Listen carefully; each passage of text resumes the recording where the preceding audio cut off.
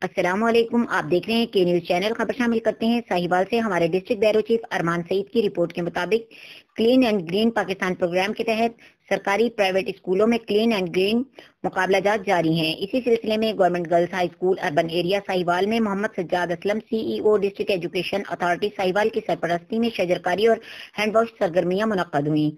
جناب deputy commissioner Sahiwal کی نمائندگی جناب فاروق صادق نے کی، additional deputy commissioner finance Azhar دیوان، ڈپٹی ڈائریکٹر لوکل گورنمنٹ نے کی۔ طلبہ اور طالبات، اساتذہ اور مہمانوں نے مل کر بڑی تعداد میں پودے لگائے، جن میں پھلدار اور سایہ دار پودے شامل ہیں۔ ایڈیشنل ڈپٹی کمشنر فائنانس نے اسکولوں میں طلبہ کے بطور انوائرمنٹ ایمبیسڈر اور واش کلب کے تصور کو سراہا۔ انہوں نے طلبہ سے ملاقات کی اور ان سے انوائرمنٹ اور ایمبیسڈر اور واش کلب کے کردار اور ذمہ داریوں کے حوالے سے سوالات کیے۔